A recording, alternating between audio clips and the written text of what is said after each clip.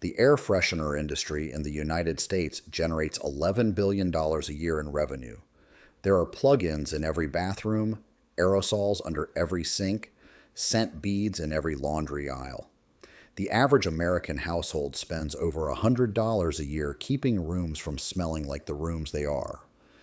And sitting in your kitchen right now, in your pantry, your fruit bowl, your morning coffee filter, is everything you need to replace all of it. It costs nothing. It lasts a year. Nobody has told you because there is no money in telling you, stick with me. What is an odor at the level that actually matters? Not a mood, not an atmosphere, a molecule. Household odors are volatile organic compounds, gases released by bacteria, decomposing organic matter, cooking residue, and body chemistry. They are airborne particles that bind to olfactory receptors and register as smell.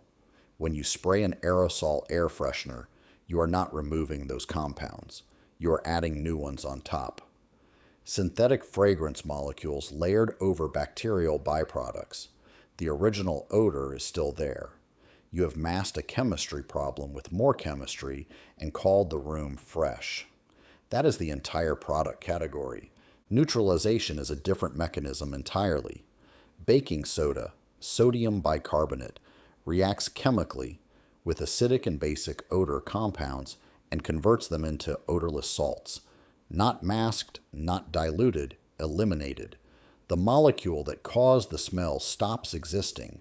Most of the compounds responsible for kitchen, bathroom, and trash odors, acetic acid, butyric acid, hydrogen sulfide, are acidic. Baking soda neutralizes acidic molecules on contact. The chemistry is documented, straightforward, and has not changed in 100 years. Coffee grounds work through a different mechanism: surface area and absorption. Spent coffee grounds are an extraordinarily porous material. Each gram contains millions of microscopic channels and cavities that trap volatile organic compounds as air moves across them. This is the same principle that makes activated carbon filtration work, the same technology used in industrial air purification systems and high-end water filters. Coffee grounds are not activated carbon, but the porous structure performs a functionally similar job at the household scale. Citrus peels add a third mechanism. The outer rind of lemons, oranges, and limes contains limonene, a naturally occurring compound with documented antimicrobial properties. Airborne bacteria are a significant contributor to persistent household odors, especially in enclosed spaces. Limonene disrupts bacterial cell membranes. It does not mask the odor that bacteria produce. It reduces the bacterial population generating it.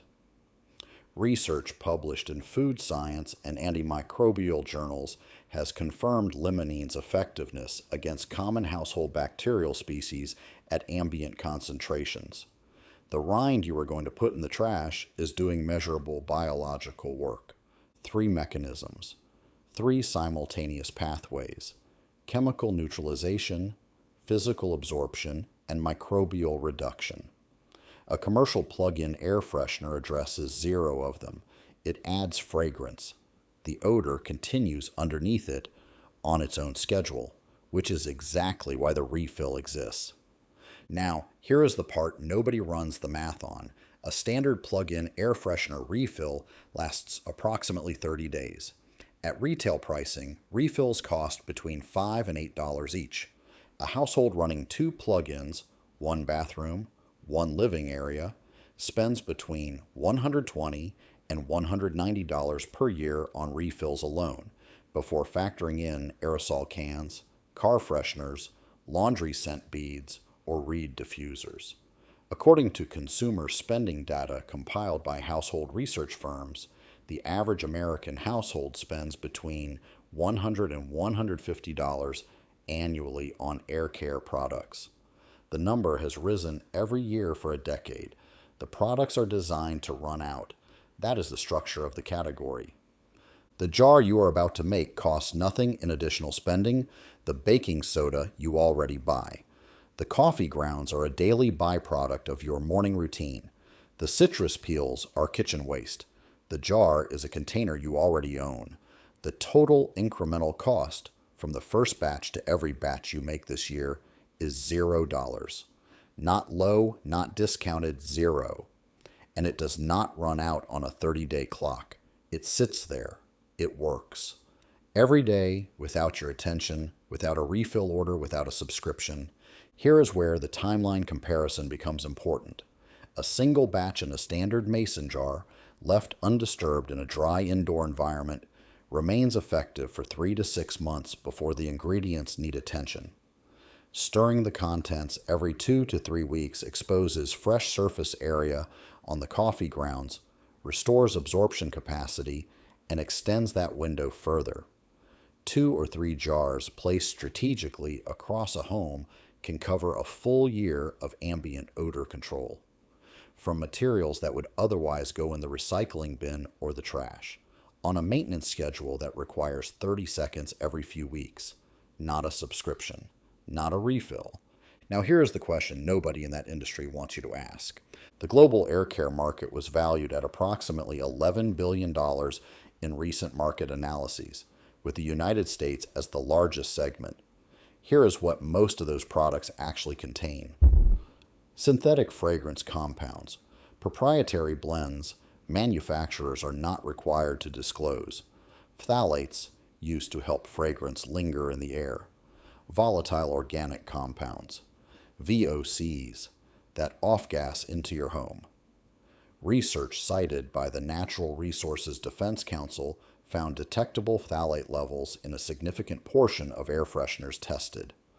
The California Air Resources Board has linked their use directly to elevated indoor VOC concentrations. Here is the part that should stop you. Products marketed specifically to improve the air quality in your home have been documented to worsen measurable indoor air quality indicators in enclosed spaces. The fragrance is real. The freshness is a manufactured signal layered over a problem that continues underneath it. Why does a 30-day plug-in refill cost $6 when a jar of baking soda costs $1? Why has the average household air care spend increased every year for a decade? Why is the pantry scrap jar not on the shelf beside the aerosol can?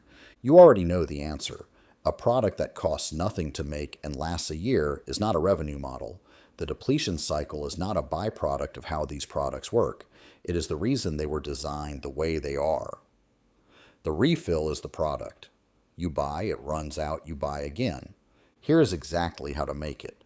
Start with a clean, dry jar, a mason jar, a wide-mouth glass container, anything with reasonable depth.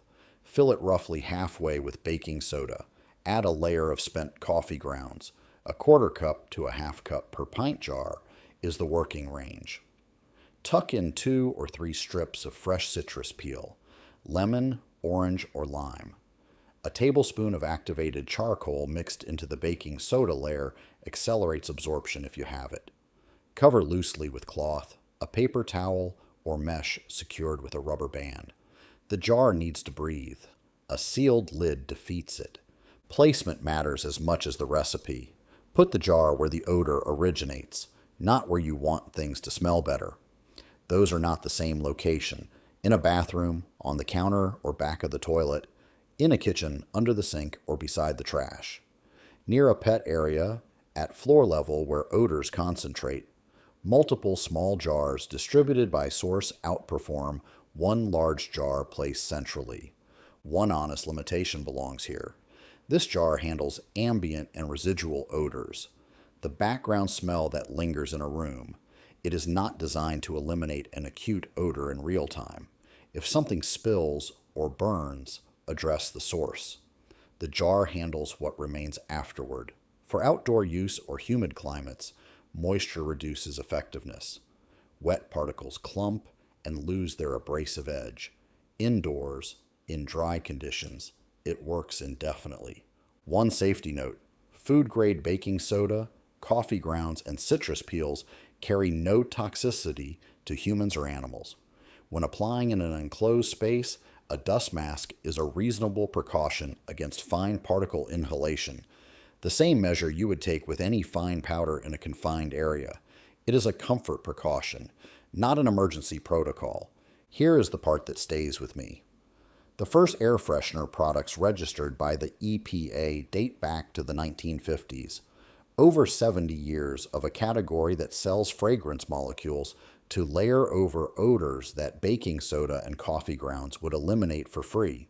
70 years of the alternative sitting in the pantry, unlabeled, unremarkable, and completely effective. If this gave you something useful, share it with someone still paying for the monthly refill cycle. They deserve to know there is a $0 alternative that has been sitting in their pantry the whole time. Knowledge like this does not disappear on its own. It gets buried because there is no margin in surfacing it. This channel exists to dig it back up. Subscribe if that matters to you.